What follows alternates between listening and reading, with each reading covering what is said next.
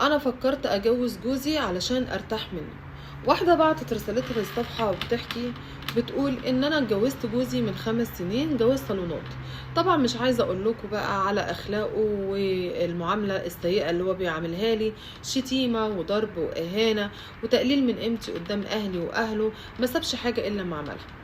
وكنت انا من اول الجواز، اول سنه في الجواز كنت عارفه ان هو شغال، وكان ليه واحده صاحبته في الشغل. صاحبته في الشغل دي اتعرفت عليها علشان موقف عمله بالصدفه، وهو ان انا كنت حامل وكنت عند الدكتور، وامي ست كبيره ما كانتش قادره تيجي معايا، وفعلا خلصت كشف عند الدكتور. وبعد كده اتصلت عليه وقلت له تعالى علشان تاخدني علشان انا تعبانه جدا، وهو ساعتها كان في الشغل.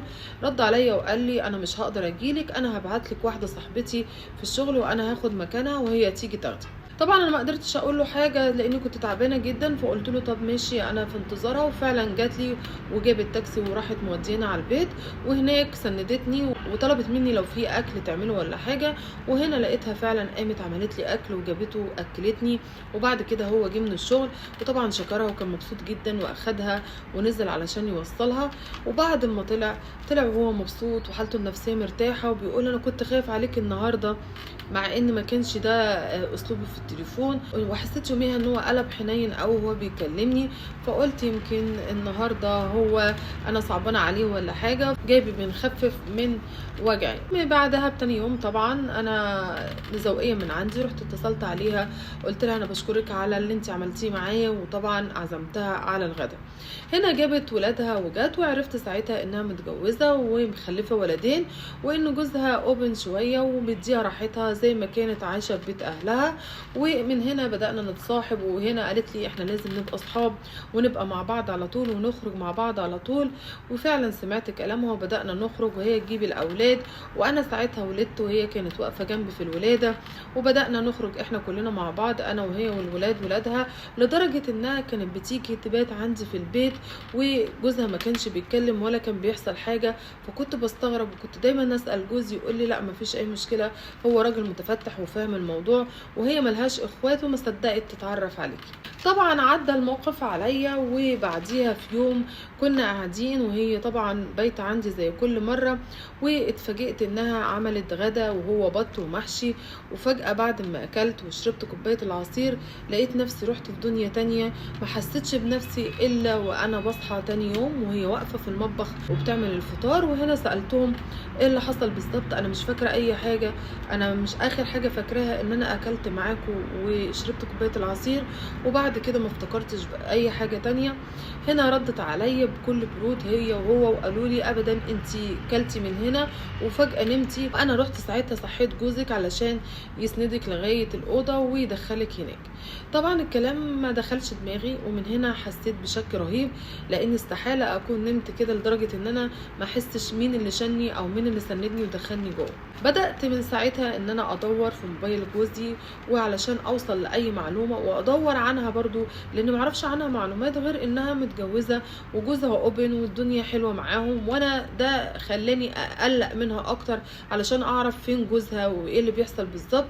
وفعلا قعدت اتتبع شويه بشويه لحد ما لقيت جوزي في يوم بيتكلم في الحمام وبيبعت فويس على الواتساب، ومن ضمن الفويس اللي هو بيبعته بيقول لها انت وحشتيني قوي يا فلانه، انا اليوم الفلاني اللي كنت معاكي انا كنت سعيد جدا وعايزين نقرره تاني. وطبعا اول حاجه ربطتها بين الكلام بتاعه وهو وبين النوم اللي انا نمته في نفس اليوم اللي كان بيحكي معاه فيها. وطبعا كلنا عارفين ايه اللي حصل ساعتها انا انهارت وقعدت اعيط، بس ما رضيتش ابين له، وفعلا خليته ينام مع الولد جوه، وقعدت انا في الاوضه التانية وخايفه ان انا اواجهه وخايفه ان انا اكلمه في اي حاجه علشان خاطر خفت اتطلق، وانا مش عايزه اتطلق ولا عايزه ابني يتربى بعيد عننا احنا الاتنين.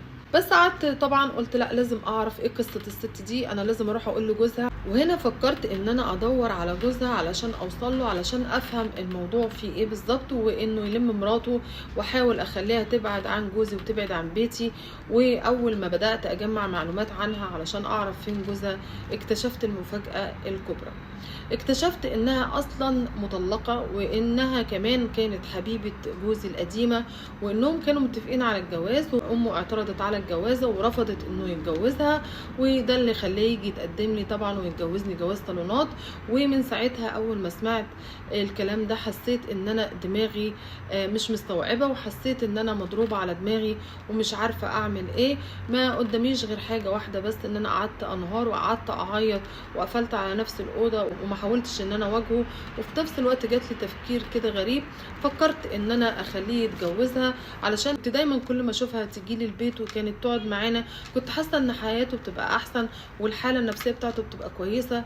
وبدا يقل اهانات ليا ويقل شتيمه، وبدا يقول لي كلام حلو. فساعتها قلت ايه المشكله يعني لما يتجوزها ونحل المشكله، حتى تشيل همه شويه من عليا، لان هو فعلا انسان لا يطاق، وفي عدم وجودها كان بيتحول لانسان تاني خالص. فانا دلوقتي مش عارفه اقول ايه ولا عارفه اعمل ايه. هل فعلا التفكير اللي انا بفكره ان هو يتجوزها ده صح، ولا ان انا اطلب الطلاق، ولا اعمل ايه بالظبط؟ يا ريت تقولوا لي رايكم علشان اقدر اوصل للحل. مبدئيا كده انت مالكيش الا حلين: يا تواجهيه، ولو واجهتيه هو هيقولك لا والله ما حصل، وده لو كان بيتكسف يعني وعنده دم هيقولك لا والله ما حصل، ده انت جالك تهيؤات اي حاجه. ولو ما عندوش دم بقى وبجح هيقولك انا بحبها، ده انا عايزها وهتجوزها، وهيواجهك بالوجهه دي. وساعتها لما يواجهك انت مش هتقدري تقولي له حاجه وهتطلبي الطلاق، لان كرامتك هتوجعك. يا اما تقعدي ساكته خالص وتعملي نفسك عبيطه ولا كانك عرفتي حاجه، بس تحاولي تبعديها خالص عن بيتك، وهو حر بقى يتصرف زي ما يتصرف، يقابلها بره يشوف هيعمل ايه. بس في حاجه دايما وسؤال عندي عايزه اقوله، يعني بما انها كانت حبيبته القديمه وطلقت، ليه ما اتجوزهاش لغايه دلوقتي؟ يعني هو ليه ما اتجوزهاش لغايه دلوقتي وما لفش اللفه الكبيره دي، ولا جابها لك عندك في البيت، ولا حطلك منوم، ولا اي حاجه من دي؟ فالسؤال هنا ان هو مش قادر ياخد القرار في جوازه منها، او يمكن بصلها بصه مش حلوه. فانت العبي على الحته دي، لان الحته دي مهمه جدا، لان انت لو سالتي نفسك السؤال ده هتعرفي توصلي للحل الصحيح. يعني انت دلوقتي هتقعدي فعلا ساكته ومش هتتكلمي ومش هتواجهيه، وتسيبيه هو معاها بره بقى يتصرف زي ما يتصرف، اتجوزها ما اتجوزهاش، وفضلوا زي ما هم كده، هم احرار. وفي نفس الوقت تحافظي على بيتك وعلى ابنك، وتقفلي الموضوع خالص وما تقعدهاش معاكي ولا تدخليها البيت باي حجه بقى. شوفي حجتك هتبقى ايه. متهيألي هو ده الراي اللي انا اقدر اوصل له. ولو كان كرامتك وجعاكي قوي ممكن تطلبي الطلاق بقى. فطبعا ده رايي، انا هسيب الراي برضو للمتابعين وهم يقولوا لك رايهم في الكومنتات. ودي كانت حكايتنا النهارده، خليكم معايا في حكايه جديده من حكوانات.